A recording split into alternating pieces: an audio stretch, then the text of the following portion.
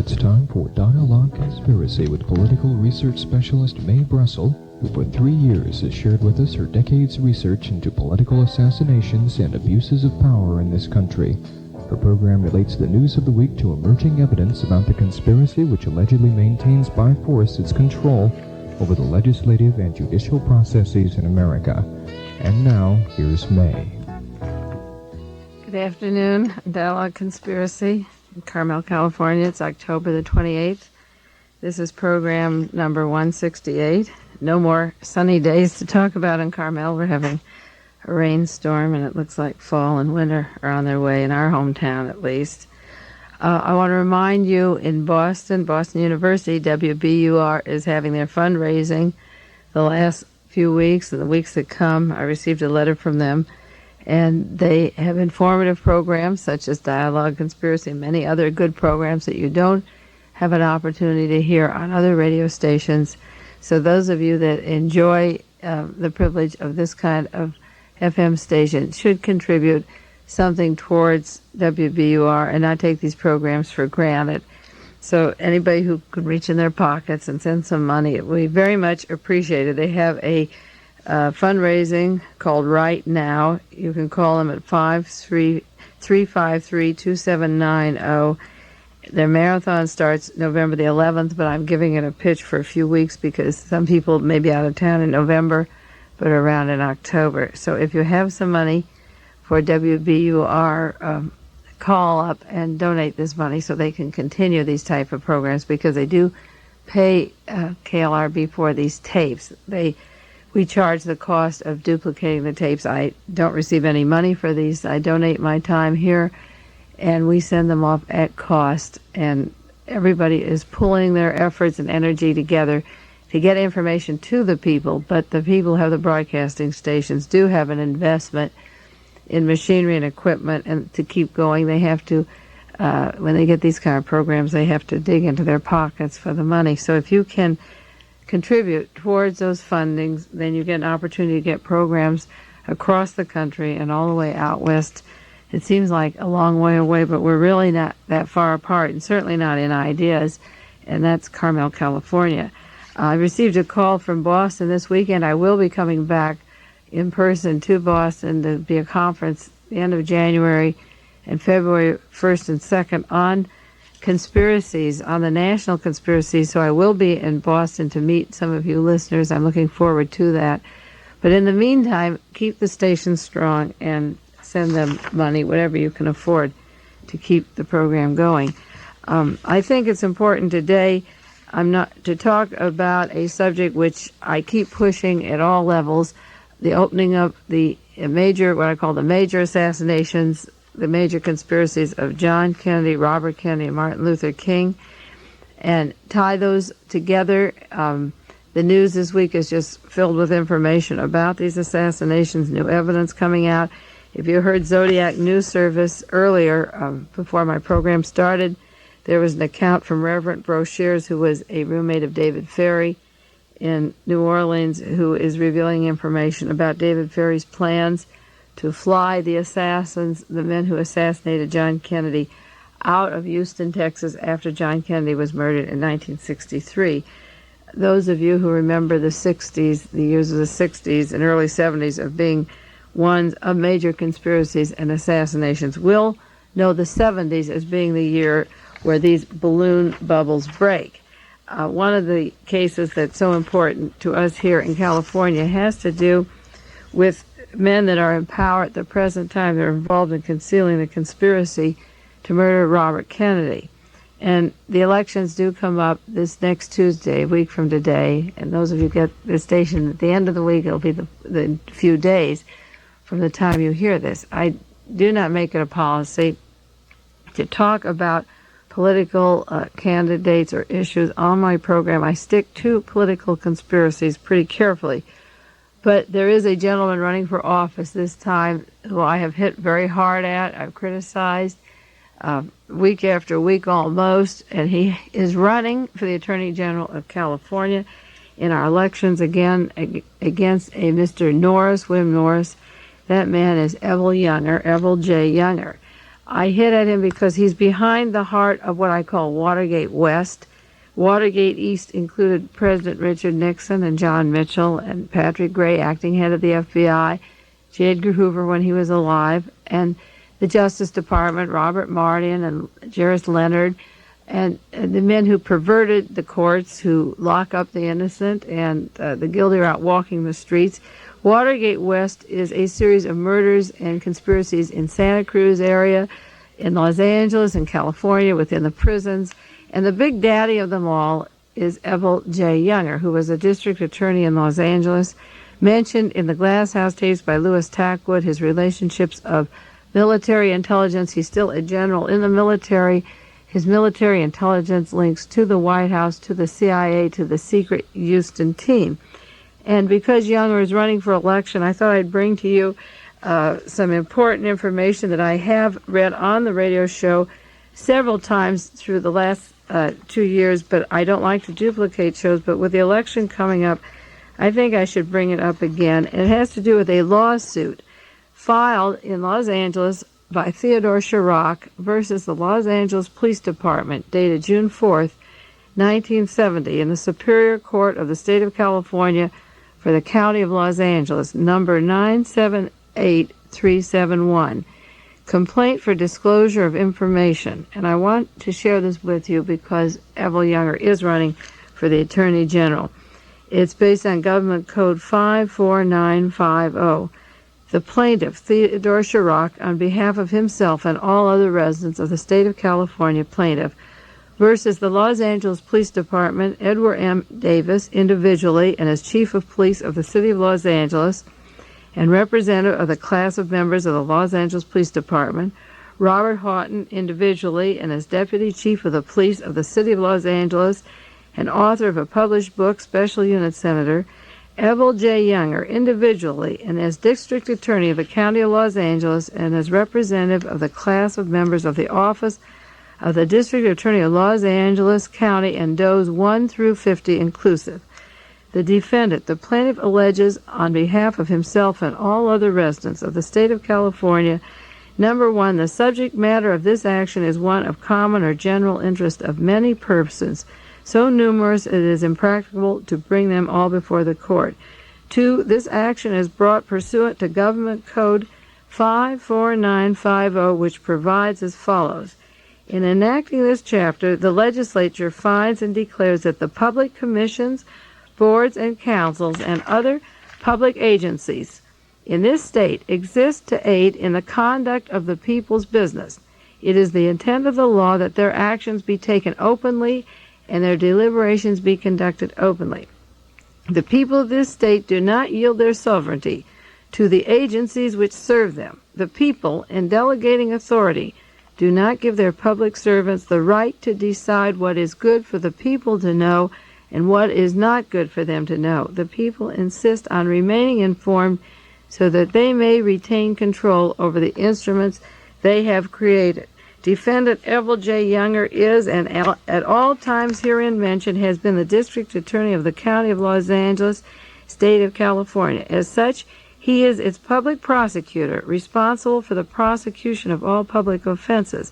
He is responsible for the supervision, control, and regulation and management of the Office of the District Attorney and for the trial of all felonies committed within the County of Los Angeles, and particularly the trial known as the People of the State of California versus Sirhan Bishara Sirhan, alleging the murder of Senator Robert F. Kennedy. He is empowered and has the responsibility to set the policy for and to make and enforce all necessary and desirable rules and regulations of said office of the District Attorney.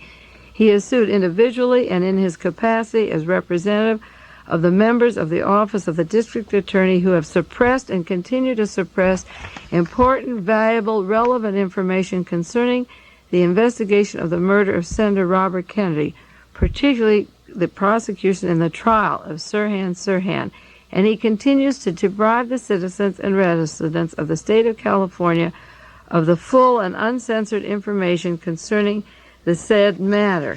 Now, this complaint goes into all the evidence that there was a conspiracy and repeats that the Government Code 54950 has been put aside deliberately, intentionally, and knowingly. They have suppressed facts and evidence within their knowledge. This is Chief of Police Ed Davis and Robert Houghton, who just got a new large government grant and has an official capacity in Sacramento at the present time, and Evel J. Younger. They continue to usurp the right of the people to remain informed on the part of the said defendants, and each of them attempting to decide what is good for the people to know and what is not good for them to know. And in this report, it goes into the special investigation, the special unit senator that was a task force that was selected by the Los Angeles Police Department, and this department was under the direction of Chief of Detectives Robert Houghton. Special Unit Senator was ostensibly satisfied that no conspiracy existed, and after 4,800 interviews and many official actions, it closed the investigation July 25th, 1969. There were 10 volumes of the official account of the investigation, and only 3 copies are in existence today and are not made public to any investigators such as myself who worked on the John Kennedy assassination and saw that that was a conspiracy. In Special Unit Senator, Robert Houghton said that not one shred of evidence exists at this date to indicate any conspiracy in the death of Senator Robert Kennedy. Now, there were significant questions in this matter. Number one, how many bullets were found in the people, in the walls, when Senator Kennedy was assassinated? In the book, in the investigation, they had no intimation in Robert Houghton's book, no answer to this question. The evidence exists that there were 10 bullets were found, whereas Sirhan's gun contained no more than 8 bullets, and he only got off 2 or 3 at the very most. Another question is, what is the list of all the persons who were with or near Senator Kennedy at the time when he was shot? Robert Houghton's book does not answer these questions at all. He eliminates them. The truth is that the cook at the Ambassador Hotel was important. The guard that guarded Robert Kennedy was important. Question 3, a temporarily employed hotel guard was accompanying Senator Kennedy and drew his revolver at the time Sirhan shot at Kennedy. What was his name? Was the information found in Robert Houghton's book? His name was Thane Eugene Caesar. He's mentioned in one sentence on page 174 in Houghton's book. No other information is given about him in the book, and evidence exists that Caesar could have shot Kennedy and that all of Sirhan bullets missed Robert Kennedy.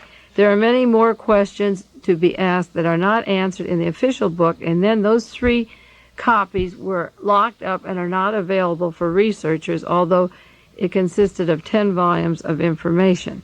There were 10 bullets removed in the Ambassador Hotel, although Sirhan's gun could only get out 8 if he was able to do them. And I've added them up for you before from the 8-shot revolver. One was in Robert Kennedy's head. That was a back shot from the bottom up. One was from Robert Kennedy's neck. One was recovered from Paul Schrade's head. One was recovered from Elizabeth Evans' forehead. One was from the abdomen of William Weisel. One was recovered from the left thigh of Ira Goldstein. One was from the left leg of Irwin Stroll. 2 were from the center divider in the kitchen, and 1 from the door frame of the backstage. That's 10 bullets from an 8-shot revolver. And it was the job of the district attorney to open up this information, which Evel Younger has not done, and as far as I know has never answered this suit, never gone to court. They've never had the satisfaction. I don't know whether he plays God like Howard Hughes or doesn't have to answer this. I never had any information from the researchers that he ever appeared to answer these charges. There are many more charges in this complaint that I could read. Carl Euchre was the maitre d' at the hotel who was escorting Kennedy through the kitchen of the Ambassador Hotel. He moved quickly and grabbed Sirhan's arm, he said, after the second shot. Euchre saw a security guard with his gun drawn in his hand, and defendants, this is Evel Younger, Chief of Police Davis, and Robert Houghton, deliberately and intentionally and knowingly suppressed the evidence from the people in the state of California by not giving it to the grand jury or the trial of Sirhan.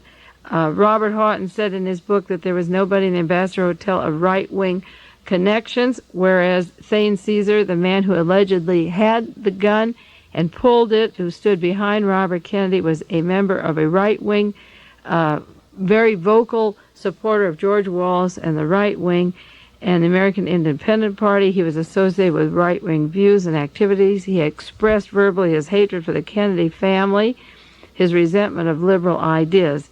Thane Caesar also admits that he drew a gun in his hand at the same time Sirhan was firing.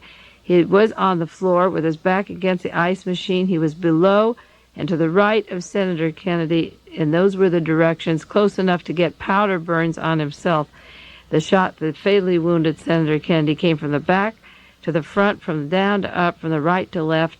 Sirhan was never in that position. Caesar was. He admitted he had a .22 caliber pistol, similar to Sirhan's, but he didn't know the whereabouts at the time. This suit was filed in 1970. The autopsy confirmed that Senator Kennedy died as a result of gunshots at this direction, going upwards from the back, a few inches from the back of the head. The evidence is overwhelming of a conspiracy in the Ambassador Hotel.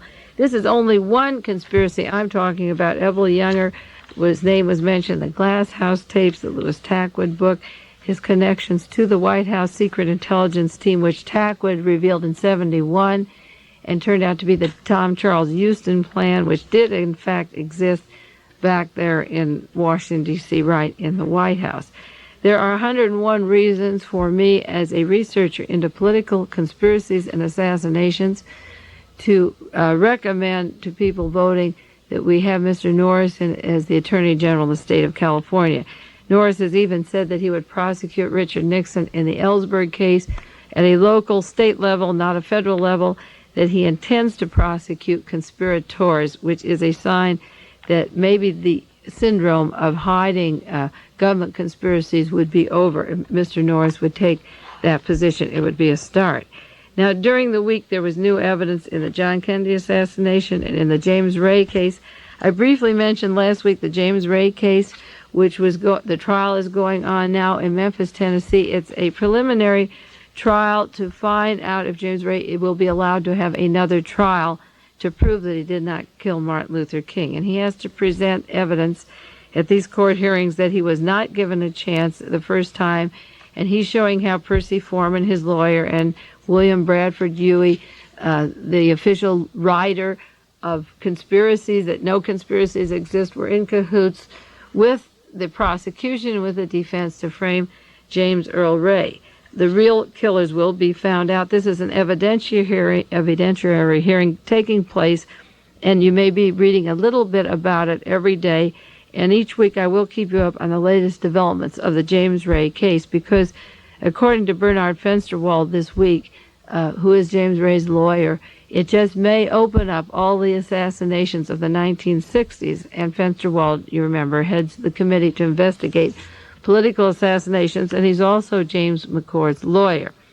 I always said that if we start with any one of these conspiracies, whether you work with the Martin Luther King murder or the John Kennedy or the Robert Kennedy, whoever speaks first, whoever opens it up, they'll all three be linked, and later you'll link them to the Malcolm X and the killing of George Jackson and the creation of the SLA and the Watergate operatives and the people that killed Dorothy Hunt. They're all linked, but the 1960 histories could be overturned with any one of these cases. Now, Martin Luther King was murdered April 3rd, 1968, and this assassination set off riots which were to escalate Spiro Agnew into power. As this trial goes on, there's certain connections that I do want to bring out to the Watergate that may be important or may be coincidences. Ray is talking now about meeting a man named Raoul, R-A-O-U-L, and I wrote about that, I believe, in my second article in The Realist. He met Raoul at many places.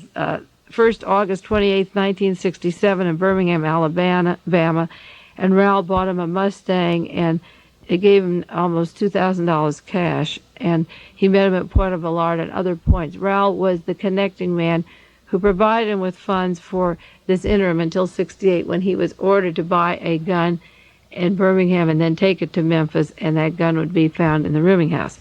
Now, well, I don't know whether it's a coincidence or whether more is going to come to this, because Raoul was a gunman with Cuban connections, anti-Castro Cuban, but Virgilio Gonzalez, one of the men caught at the Watergate Hotel in June 1972, also used the name Raoul, R-A-O-U-L, Godoy, G-O-D-O-Y, Godoy, and R-A-U-L.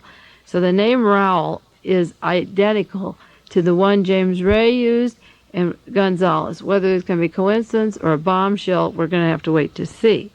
Now, E. Howard Hunt, in his book, The Coven, published in February 1972, used the alias for himself of Jonathan Galt. And James Ray, when he went to Montreal, Canada, took a 6-month lease on 2589 Notre Dame Street in Montreal under the name of Eric S. Galt. That was July 16, 1967. You have an overlap of the names that E. Howard Hunt uses in his books, the characters in his books, and he's written very many, with the aliases and the passports and the driver's license of the men arrested at the Watergate Hotel. But here you have them overlapping also into the various political assassinations like Raoul in both instances and Galt. The birth certificates and the identification that James Ray used, all of his aliases, the three, came from Montreal while he was living at Montreal, and the story was that he went to a library and picked up names of certain people like Bridgman and Galt and Sneed, and that he used these, he had passports and licenses. But also the funding for the John Kennedy assassination, the Robert Kennedy, the Martin Luther King assassinations came from Montreal, also from Montreal, Canada, and we've talked about this before, from the Permindex Corporation. And we also know that the aliases and passports and driver's licenses that the CIA gave to the Watergate people for the Ellsberg robbery and for their other operations, they came from the CIA. Martinez had a Cook's Pass alias, and so did Sturgis and Barker. These were CIA produced, and here is James Earl Ray leaving a penitentiary where the head warden worked with the Bay of Pigs group, the Bay of Pigs operation. He was a lawyer, and James Ray met his brother, who works with the States' Rights Party, who's a far extreme right-wingist, and the next day James Ray left and went on his way up to Illinois, and he had a Social Security card so he could get a job, an alias provided, and I said years ago that it would be written by the Central Intelligence Agency, and you'll find, as history will prove later, I'm positive that the same people that printed the credentials for the Watergate team also gave James Ray's brother this this Social Security card when he went to Illinois. Now, the Mexican connections in the James Earl Ray case will be coming out if he gets a trial, I'm sure. E. Howard Hunt had CIA connections. He was a case officer in Mexico City in '63 in October and September. That's when he was meeting David Ferrie, whose name is in the news tonight, who was flying the assassins of John Kennedy to Mexico. Well, that's the Mexican connections are heavy in all the political assassinations. The assassins are hired from Mexico and flown around the world. Well, Raoul and the same Raoul and Ray were meeting in Mexico October the 7th, 1967, on the other side of the border in Mexico. James Ray had been to Mexico 2 times, was meeting Raoul, and it'll be interesting, as I say, to see if it turns out to be Gonzalez. Ray was also meeting Raoul on Camp Street in New Orleans, James Ray was. And he just coincidentally happened to be in the same offices that Lee Harvey Oswald was meeting right-wingers. Oswald was on Camp Street at the same address, but he went up one door that was supposed to be the Fair Play for Cuba office, which backed up to the extreme right-wing office up through the other door off of Camp Street, and Raoul and Oswald paths a couple of years. James Ray was meeting at the same area, the same offices on Camp Street that Lee Harvey Oswald. So history will show the relationship. Also, many other relationships are coming out now in a book by Mr. Chastain that's been written up in Computers and Automation. They're running a series of a forthcoming book now linking characters of the Martin Luther King assassination to the John Kennedy assassination. Now, there's an article this week that I do want to keep up, that this is some of the information coming out at the hearing, and I don't know how many of you take the papers. It's a Los Angeles Times story, so it didn't come over the AP wire service, but certain information is coming out at the evidentiary hearings. A Dr. McCarthy Demir, he's a doctor, said that he saw Ray in the jail at Shelby County pending his trial. James Ray had a 1-hour trial when he was convicted for 99 years. And when Ray was with the doctor, he was telling him, "I wasn't by myself." Now it turns out that years after these murders and assassinations, Jack Ruby's doctor is talking. He gave an account in London just recently about Ruby's efforts to tell about a conspiracy. Out of the woodwork is coming this Dr. McCarthy DeMere, who's saying that James Ray was telling him while he was visiting him as a physician that he didn't do it by himself. But here's an interesting switch. Dr. DeMere is not only James Ray's doctor, but he's also the deputy sheriff at the same time. So James Ray's caught in as a he's not talking to a medical man, he's talking to law enforcement, and they were behind the conspiracy. So anything he said didn't come out at the time, but it's coming out now because everybody wants to be on the safe side, and probably Dr. DeMere will be called as a witness. Now, there's another interesting thing. James Ray told Dr. DeMere, and keep in mind this wasn't just his physician, he's also the sheriff, he said in quotes, "I'm not going to stay in prison very long, in Nashville, very long." He says when he told the doctor, quote, and this is the sheriff also, that when he got out, that he would go to him and he wanted, but he said when he got out, he wanted me to hide him, that he'd be out soon. And the sheriff, doctor's wife, said, well, if he shows up, we're leaving home. Now, this is a typical clandestine operation kind of thing. The sheriff would not have reported James Ray if he was missing from the prison, just like James Ray had help when he escaped from the Missouri prison. The point is when James Ray escaped from the Missouri prison, he had help from the prison officials. They didn't have an alert for 24 hours that anyone was missing. The police department didn't look for him. He had the help of his brother who visited him the day before. He had his aliases and ID ready. But the very first night, James Ray gave an account of how he went to a trailer. The door was open. There was wine there. It was raining. He knew where to go and where to sleep. And then he went on to the next day to some town where he met relatives and a friend, and he was able to pick up a car and go to Illinois and go to a CIA safe house and get a job in Illinois before he went on to Canada. But the point is that the sheriff's wife says, well, if he comes, I'm going out. They vacate a residence. This is a typical safe house operation. Nobody will interfere with them. It's not like staying at a hotel where somebody would see him check in. A change of clothes are waiting. This happened with Donald DeFreeze of the SLA when he left Soledad prison. They leave. There's a change of clothes. There's transportation. They already have their chain of command.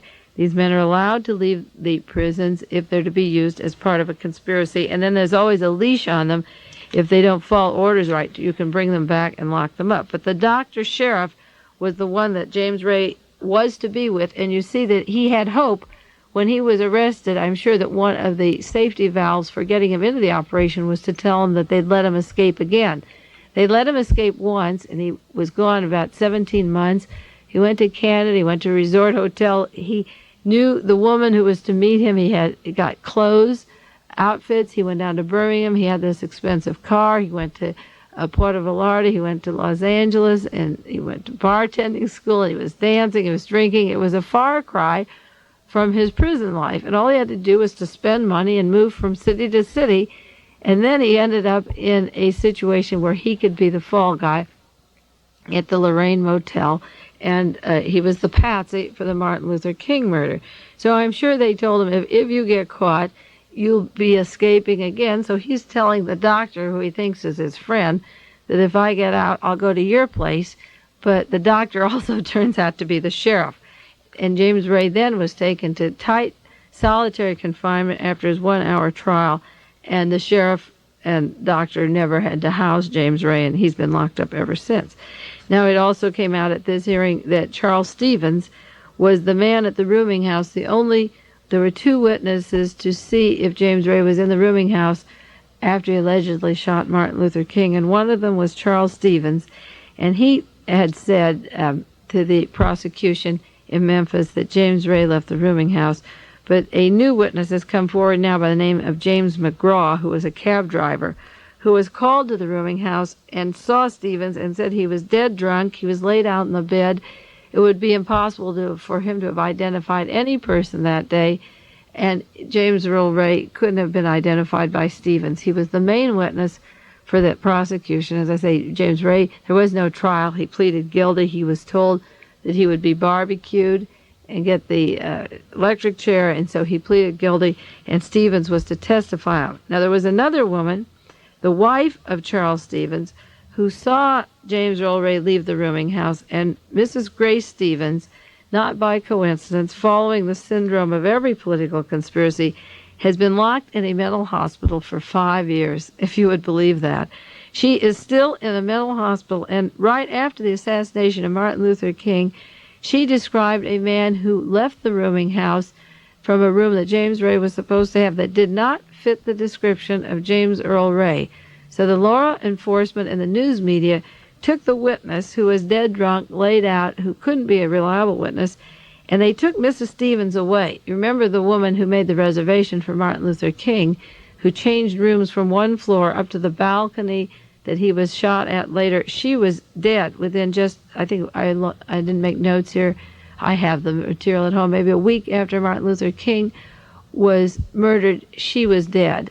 The room switch was made at the last minute, and this woman was dead. But Mrs. Stevens is still locked up in a mental hospital. Now, the Secret Service agent Abraham Bolden, who went to Washington, D.C. to speak to the Warren Commission, the only man of the Secret Service who wanted to tell about the conspiracy to kill President Kennedy in 1963, the man who knew about the plot in Chicago, Illinois, that didn't go through, but knew about a man named Oswald and had information. Abraham Bolden was taken to a psychiatric hospital and was locked up 6 years and was just released recently. He was locked up 6 years in a mental hospital. Well, Dita Beard is still in Denver, Colorado. She revealed the ITT memos and embarrassed the Nixon administration and John Mitchell and the Justice Department and ITT. She's still a prisoner of this administration. Martha Mitchell's coming out with a new book on her, she calls it her political kidnapping. There are 8 things that she's bringing out in her book, and we'll talk about those next week. And all 8 points were in the article that I did in 1972 on why was Martha Mitchell kidnapped. And she goes in, one of the points that she brings out is that they tried to make her mentally deranged or mentally sick. And she goes more into how Richard Nixon wanted to put her into a mental hospital. So just examples of Dita Beard, Martha Mitchell, Abraham Bolden, Grace Stevens. These witnesses, if they're not murdered, are taken away and locked up. I'm sure that one of the purposes of locking them up is an intimidation to other people. If they die outright, it isn't half as threatening as taking them off to what is really like a concentration camp and frightening other people who might want to talk, because you have a living person who's suffering, who's isolated. Once they're dead, people tend to forget about them, and the example isn't as dramatic as having them alive and locked up as a lesson for other people who might want to talk. And another point brought out in the hearings this week in Memphis is the fact that James Earl Ray says that William Bradford Huey wanted to write a book about him. And the book, get this, he says the book wouldn't sell if he said there was a conspiracy. And the reason that William Bradford Huey wrote this book, They Slew the Dreamer, and got this information that was fictitious about the assassination of Martin Luther King, was that he would write a book based on the exclusive knowledge of the case, and then from that money he would pay James Ray's lawyer so that he had a 1-hour trial. Now, the point was that they couldn't make money from a book if they said a conspiracy existed. And I have trouble in my own mind figuring out why a book wouldn't sell saying that there was a conspiracy. Why do books sell that do not tell the truth? I think of the Marilyn Baker book. I finally bought it, called Exclusive. It's on the SLA, and I read about 2 pages in the car just before I came in here. Practically had a heart attack. I've read enough just from the advertising of the book to want to sue Marilyn Baker for a fictitious police job that I think is not basis in fact, that it's covering the truth. There is this lawsuit that Chirac placed against Robert Houghton for his book of Special Unit Senator. And I'm going to go through the Marilyn Baker book very carefully and find the areas that she has excluded that indicate a conspiracy of government nature, police nature, FBI nature, and that she is covering, trying to make the SLA look like a radical terrorist group. And she's getting thousands of dollars of advertising in national magazines, Newsweek, Chronicle, New York Times. I'm saving the ads to just see the massive amount of information. Her book begins with the story of the 2 black men that took Patty Hearst away, and she doesn't explain where the other black man is. She tells you all of her findings and things that she can do that the FBI can't do, and yet she can't find that second man that kidnapped Patricia Hearst. And she goes into the terrorists and the radical politics of the Berkeley area, which is the purpose of these books. And so back to the James Ray case, we have in every political conspiracy the mass media fed with advertising and pumping the fictitious books.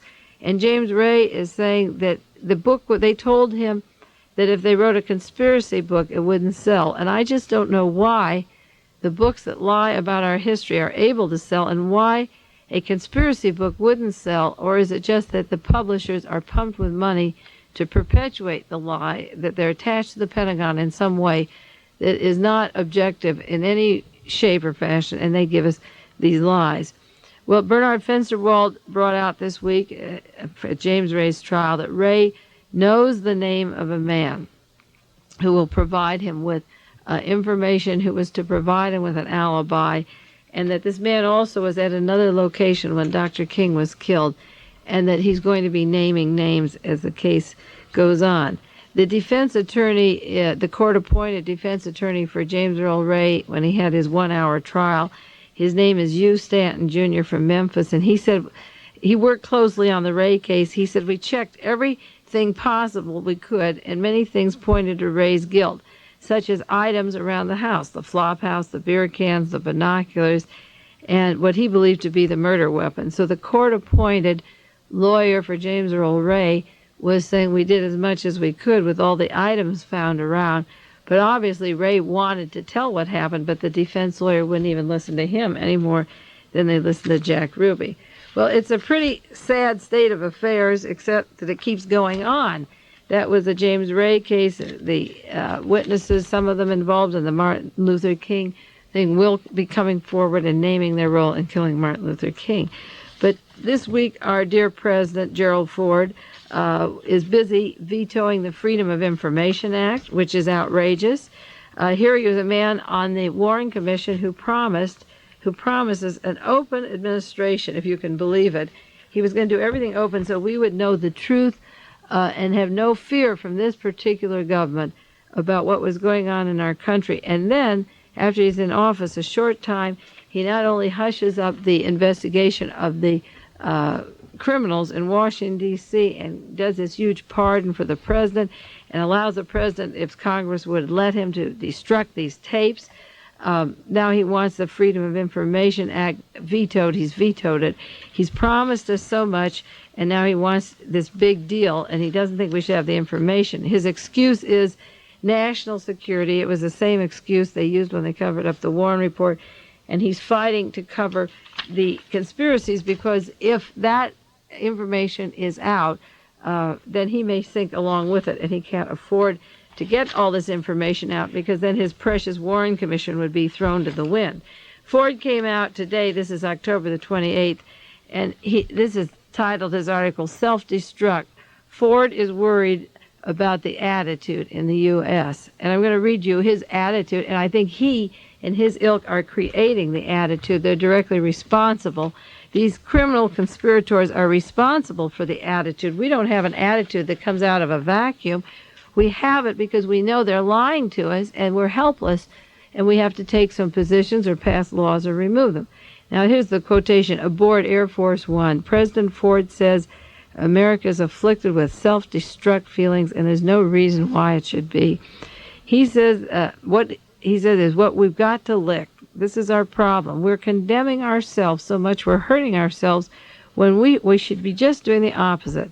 Americans suffer a malaise that has grown out of a vague masochism, not from the seeds of wrong policy or leaders who misled, he says. Now, isn't that ridiculous? We have leaders misleading us right and left, and he tells us we're masochists. Everyone that I've contacted through radio shows or correspondence feels that we're in danger because of these leaders, and he tells us we're masochists with no reason to pick our sores and wounds. He says, Americans suffer a malaise grown out of a vague masochism, not from seeds of wrong policy or leaders who mislead us. The feeling that worries me is this. There's a self-destruct feeling among Americans. I don't point the finger at the press or anyone, but you look at it. It sort of started when they were giving John Kennedy hell, in the last days before the assassination. They literally criticized, they said there was high criticism of Kennedy. Then it went uphill towards LBJ. They drove him out of office, literally. There was a sort of hiatus with Nixon. Then, because of Watergate, it burst forward, and in a refrain reminiscent of Lyndon Johnson and Richard Nixon, who said this country needs to talk less about what's wrong with America and more about what's right, he said, that's what we've got to overcome. There's no reason why it should be. I don't blame the press. I don't blame partisanship. Somehow we've got the attitude that we're condemning ourselves so much. Now, let's get one thing straight.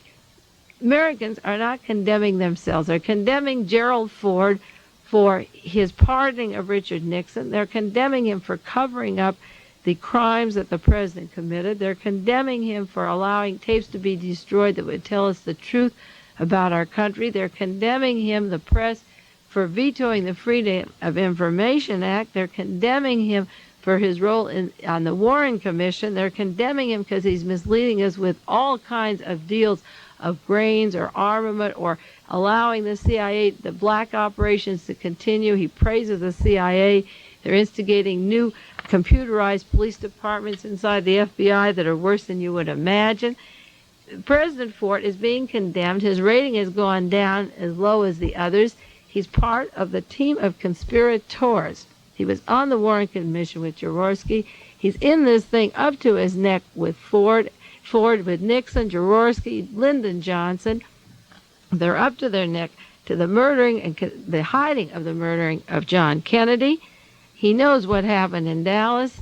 He has all the documentation. He knows if he doesn't know, he can ask. He said to J. Edgar Hoover, it was in Volume 5, I've quoted it many times in the commission hearings, it's always an open investigation. And he tells us we're picking our sores. We're really being led down the drain by this president, just like all the others, but he can't free himself of it. Now, the spirit of his policy was to open up information, get access to files. There was a decision, a lawsuit placed in 1972 by Alan Weinstein from Smith College. He's a history professor, to get the information on the Alger Hiss case. And it was agreed by Elliot Richardson that they could have this information. Now, the Justice Department reversed it last week. They reversed the Information Act, and they cannot get the information on Alger Hiss. Alger Hiss is 70 years old, and Clarence Kelly, the director of the FBI, agreed to make the Hiss papers available. Now the Justice Department has reversed their position on the Alger Hiss case. Richard Nixon can quote it, to his dying day. He pulled it out in the Watergate tapes for everyone to read. Mr. Weinstein was promised 59,000 pages of FBI data. He had $12,000 from a publisher, G.S. Putnam Sons. He had a new book coming out. He had the money for the documents. They turned over 173 pages instead of 59,000 pages. Is that masochism, or are our leaders going down the drain? The FBI reports that he got were called unusable. Every name was left out except Alger Hiss's name and Priscilla, his wife, Priscilla Hiss. Weinstein got a letter back that there was a change in policy, and the Attorney General has the sole discretion and can determine when these are released, and that is all. That is change. William Saxby says the reports on Alger Hiss or on the Julius Ethel Rosenberg case cannot be released to Professor Weinstein. There's a book called Where It All Began, The Frame-Up of Alger Hiss by G.S. Putnam and Sons. The government continues to hide a particular man, Richard Nixon, or the law enforcement agents, the FBI, that forged documents in the Rosenberg case. The Watergate isn't open, and they will not allow this information out. There was a warning coming out from the White House this week by John Eager, acting director of the White House, saying that the Justice Department decision to centralize and federally control communications and computer instruments in terms of prison investigation or criminal charges, they want to wire all of this information into large data banks, which is what I said would happen when Mr. Kelly came in. He's the expert of it. A John Eager, acting director of the White House, said this is very dangerous. It could result in the absorption of all state and local criminal data systems into a potentially abusive, centralized, federally controlled communication and computer information system. October 21st, 1974, this week. Somebody in the White House is begging people in Washington to stop. He said the FBI communications would link to the national LEAA of 50 states. It could be very dangerous.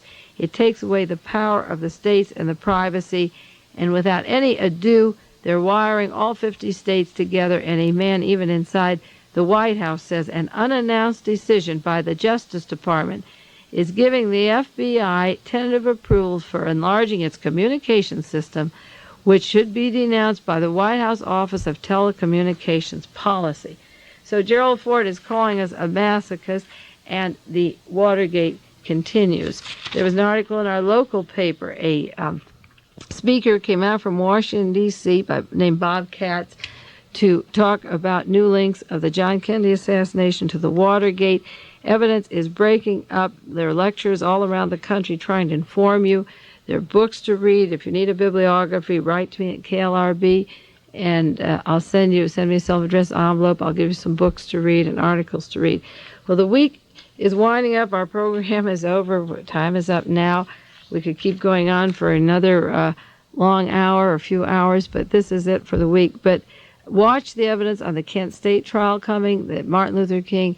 We'll get into the Robert Kennedy, John Kennedy. They will open up in your lifetime. So read your paper and save these articles and watch how the evidence begins to flow out in the next months and the next year to come. Stay well, and I'll see you next week on Dialogue Conspiracy.